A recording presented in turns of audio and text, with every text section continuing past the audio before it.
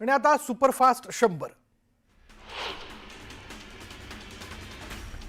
सरकारचा पैसा आहे, आपल्या बापाचा नाही. आपल्या बापाचं जातंय काय असं वादग्रस्त वक्तव्य सामाजिक न्याय मंत्री संजय शिरसाट यांनी केलं.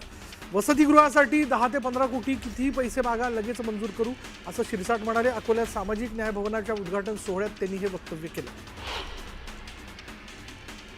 उपमुख्यमंत्री अजित पवारांच्या उपस्थितीत काँग्रेसचे महाराष्ट्र प्रदेश सरचिटणीस प्रवीण ठाकूर यांनी त्यांच्या कार्यकर्त्यांसह राष्ट्रवादी काँग्रेस पक्षात प्रवेश केला. या पक्षप्रवेशाने अलिबाग तालुक्यात राष्ट्रवादी पक्षाला संघटनात्मक बळकटी मिळाली आहे. प्रवीण ठाकूरांच्या पक्षप्रवेशावरून आमदार महेंद्र दळवींनी सडकून टीका केली.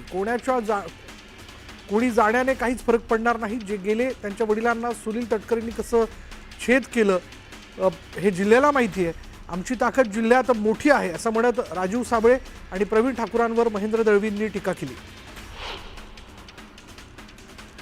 माझ्या खात्याला बजेट नाही अशी खंत पर्यावरण मंत्री पंकजा मुंडेंनी व्यक्त केली. नाशिकमध्ये उद्योजक संघटनांनी आयोजित केलेल्या बैठकीत उद्योजकांनी सीईटीपी प्लांट उभारण्याची मागणी केली होती आणि यावर बोलताना पंकजा मुंडेंनी ही खंत व्यक्त केली.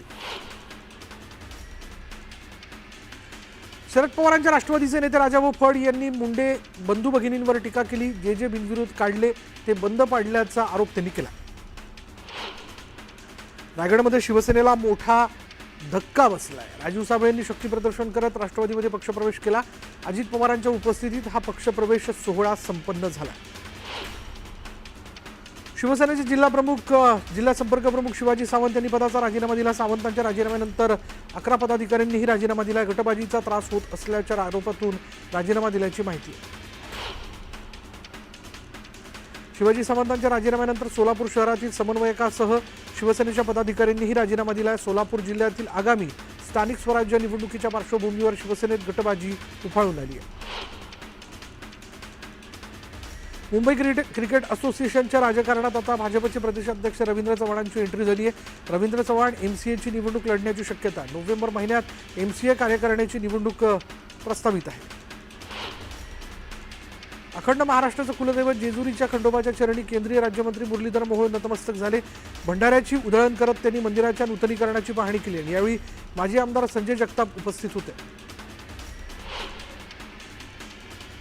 यवत प्रकरणातील 15 आरोपींना बुधवारपर्यंत पोलीस कोठडी सुनावण्यात आली आहे. दौंड न्यायालयाने 6 ऑगस्टपर्यंत आरोपींना पोलीस कोठडी सुनावली आहे. सोलापूर जिल्ह्यातील साखर घोटाळ्याविरोधात बार्शीचे माजी आमदार राजेंद्र राऊत यांच्या विरोधात ईडीकडे तक्रार दाखल करण्यात आली. जिल्ह्यातील 3 साखर कारखान्यांनी 100 कोटींचा साखर घोटाळा केल्याचा आरोप करत ही तक्रार दाखल करण्यात आली आहे. अयोध्येमधील श्रीराम मंदिर उडवून देण्याचा बीडच्या तरुणाला पाकिस्तानातून मेसेज आला. संशयिताने कराचीमधील लोकेशन पाठवलं असून कटात सहभागी होण्यासाठी 1 लाखाची ऑफर देण्यात आली आहे. परभणीमधील सोमनाथ सूर्यवंशी मृत्यू प्रकरणामध्ये आता सुप्रीम कोर्टाने दिलेल्या आदेशानंतर परभणीच्या नवा मोंढा पोलीस ठाण्यात गुन्हे दाखल करण्यात आलेत. मयत सोमनाथ सूर्यवंशी यांच्या आई विजयाबाई सूर्यवंशी यांच्या अर्जावरही गुन्हे दाखल करण्यात आले. अमरावतीमधील युवा स्वाभिमान पार्टीचे पदाधिकारी निलेश भेंडे यांच्यावर हल्ला करणाऱ्या 5 आरोपींना अटक करण्यात आली. अकोल्यातून सर्व आरोपींना राजापेठ पोलिसांनी अटक केली. दौंडच्या यवतमध्ये पोलिसांकडून ड्रोनद्वारे नजर ठेवली जाते. कायदा सुव्यवस्थेचा प्रश्न निर्माण होऊ नये यासाठी ड्रोनद्वारे लक्ष ठेवलं जात आहे.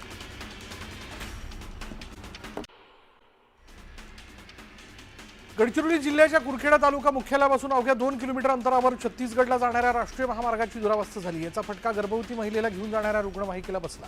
रुग्णवाहिका चिखलात अडकून बंद पडली आणि त्यामुळे गर्भवती महिलेला चिखलातून वाट काढत पायी प्रवास करावा लागला. बनावट आणि बोगस खतांचं वितरण करून शेतकऱ्यांची फसवणूक केल्याप्रकरणी दोघांविरोधात पंढरपूर तालुका पोलीस ठाण्यात गुन्हा दाखल करण्यात आला. कृषी जिल्हा अधीक्षकांना याबाबतची माहिती मिळाल्यानंतर भरारी पथकाने ही कारवाई केली. पीएम सन्मान निधीच्या 20व्या हप्त्याचं वितरण पंतप्रधान नरेंद्र मोदींच्या हस्ते करण्यात आलं. वाराणसीतून पंतप्रधानांनी शेतकऱ्यांना संबोधित केलं आणि या पार्श्वभूमीवर बुलढाण्यात पार पडलेल्या शेतकरी मेळाव्यात केंद्रीय मंत्री प्रतापराव जाधव यांनी सहभाग घेतला. सिंधुदुर्ग जिल्ह्यात लंपी आजाराने डोकं वर काढलंय. जिल्ह्यात आतापर्यंत लंपी आजाराने 593 जनावरं बाधित झाली आहेत. जिल्ह्यात एकूण 1,32,000 इतकं पशुधन असून यापैकी 82,000 जनावरांचं लसीकरण पूर्ण झालंय. कोल्हापुरात मुंबई उच्च न्यायालयाचं खंडपीठ सुरू करण्यासाठी अधिसूचना जारी झाल्यानंतर पंढरपूर अधिवक्ता संघाच्या वतीनं श्री संत नामदेव महाराज पायरी इथं आनंद उत्सव साजरा करण्यात आला। खंडपीठासाठीच्या लढ्यात योगदान दिलेल्या ज्येष्ठ विधिज्ञांचा यावेळी गौरव करण्यात आला। परभणी शहरातील वर्दळीच्या ठिकाणी ऑटो रिक्षा रस्त्यावर उभ्या केल्या जातात, त्यामुळे वाहतुकीस अडथळा निर्माण होतो। त्यामुळे ऑटो स्थानकांची संख्या वाढवण्याची मागणी होते, मात्र प्रशासन याकडे दुर्लक्ष करत आहे। नागपूरमधील शासकीय वैद्यकीय रुग्णालयात पहिल्यांदाच रोबोटिक्सच्या साहाय्याने किडनी प्रत्यारोपण करण्यात आलं। एका आईने तिच्या मुलाला किडनी दान केली। माळशिरसमधील निमगावमधल्या गजी ढोल आणि वावड्या प्रसिद्ध आहेत। नागपंचमी आणि गौराई निमित्तानं इथे वावड्या म्हणजेच 5 फुटांपासून 30 फुटांपर्यंतचे अजस्त्र पतंग 30 ते 40 जण माळरानावर एकत्र येत वावड्या उडवतात, म्हणजेच पतंग उडवतात। प्राईम टाइम बुलेटिनमध्ये सुरुवात करूया चर्चेतल्या बातमीने। राज्यातील महायुती सरकारमधील मंत्र्यांच्या वक्तव्यावरनं सध्या काही मंत्री अडचणीत सापडलेत। कृषी मंत्री माणिकराव कोकाटेंकडून कृषी खातंही काढून घेण्यात आलं। मुख्यमंत्रीही मंत्र्यांना तंबी देताना दिसतायत आणि असं असतानाही सामाजिक न्याय मंत्री संजय शिरसाट यांनी वादग्रस्त विधान केलंय। किती रक्कम मागा, आपण लगेच मंजूर करू, सरकारचा पैसा आहे, आपल्या बापाचं काय जातंय, असं शिरसाट यांनी म्हटलंय। काही दिवसांपूर्वी वादग्रस्त वक्तव्य आणि पैशांच्या बॅगसह शिरसाटांचा व्हिडिओ व्हायरल झाला होता आणि विरोधकांनी त्यांच्या राजीनाम्याचीही मागणी केली होती। आता या वक्तव्याने राजकारण तापण्याची शक्यता आहे। प्रत्येक आमदाराला विनंती करतो, तुम्ही माझ्याकडे द्या। 5 कोटीचा असलेला असेल, 10 कोटीचा असेल, 15 कोटीचा असेल, मला दिलं नाही तर नावाचा संजय शिरसाट करा।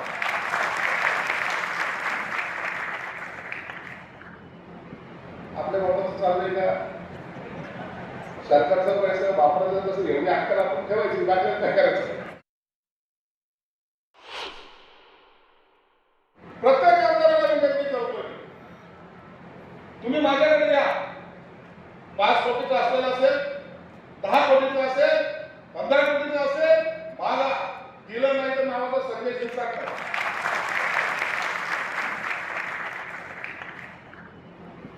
आपल्या बाबत चाललंय का? सरकारचा पैसा वापरायचा तसं एवढी अक्कल आपण ठेवायची, बाकी काय करायचं? त्यामुळे या वक्तव्यानंतर राजकीय वर्तुळात पुन्हा एकदा मोठी चर्चा आहे। राज्याच्या सामाजिक न्यायमंत्र्यांनी असं वक्तव्य करायला पाहिजे होतं का? म्हणजे शेवटी हा पैसा देखील जो काही आहे सरकारचा, तो जनतेच्याच करातनं सरकारकडे आलेला आहे आणि तो अर्थातच विकास कामांसाठी खर्च होतोय। त्याच्यामुळे आपलं काय जातंय, आपल्या बापाचा पैसा आहे का, तो तर सरकारचा पैसा आहे, असं वक्तव्य करून सामाजिक न्यायमंत्री संजय शिरसाट पुन्हा एकदा वादाच्या भोवऱ्यात सापडलेत असं म्हणता येईल। दुसरीकडे आपण जर पाहिलं तर अगदी परवालाच मुख्यमंत्री देवेंद्र फडणवीस यांनी सगळ्या मंत्र्यांना याबद्दल सक्त ताकीद दिली होती की वादग्रस्त वक्तव्य करू नका, माध्यमांशी अगदी आपण सांभाळून बोला, असं देखील त्यांनी म्हटलेलं होतं। आपण याविषयी बोलणार आहोत। उबाठा गटाच्या नेत्या सुषमा अंधारे आपल्याबरोबर आहेत। सुषमाताई, आणखीन एक वादग्रस्त वक्तव्य, आता सामाजिक न्याय मंत्री असं म्हणतायत की किती पैसे लागेल ते मागा आमदारांनी निधी म्हणून, आपलं थोडी काय जातंय, तो तर आपल्या बापाचा पैसा कुठे, सरकारचा पैसा आहे। नाही, मला वाटते उलट आपण संजय शिरसाटांचं अभिनंदन केलं पाहिजे, कारण शिरसाट सारख्या वाह्यात आणि अतिशय उर्मट माणसाकडून वेगळ्या अपेक्षा आपण करूच नयेत। उलट शिरसाटने अशी वक्तव्य करून वारंवार आपले संस्कार आणि आपला स्वभाव आणि आपले काय म्हणणं आहे ते दाखवून दिलेलं आहे। आणि शिरसाटचं म्हणणं खरंच आहे ना, शिरसाटच्या बापाचं माल थोडीच आहे। म्हणजे गुवाहाटीला जाऊन ऐश करणं असेल किंवा करोडो रुपयांच्या बॅगा अगदी बेडरूम मध्ये घेऊन बसणं असेल, हे पैसे बाप कमाई थोडीच आहे। हा जनतेचा माल आहे, वेगवेगळ्या करांच्या रूपात सरकारला दिलेला पैसा आहे आणि या पैशावर ऐश करणे जणू आपला जन्मसिद्ध अधिकार आहे, अशी मिजाज मारत बोलणारे हे सगळे शिंदेचे मंत्री। ताई, ज्या प्रकारे त्यांनी वक्तव्य केलंय, मंत्री महोदयांना या गोष्टीचा विसर पडलाय का? शेवटी सरकारकडे जो काही पैसा आलेला आहे तो जनतेच्या कर रूपातनंच आलेला आहे। एक्झॅक्टली, मी तेच म्हटलं की जनतेचा पैसा हा काही यांच्या बापाचा पैसा नाहीये किंवा यांनी खिशात हात घालून पैसा काढलेला नाहीये, परंतु वारंवार अशी वक्तव्य करणं। एक वेळ आपण अजितदादांचं अभिनंदन केलं पाहिजे की अजितदादाच्या एका पदाधिकाऱ्याने लातूरमध्ये मारहाण केली आणि त्या पदाधिकाऱ्याला तात्काळ पदावरून बाजूला केले गेले किंवा कोकाट्यांचा खाते बदल झाला।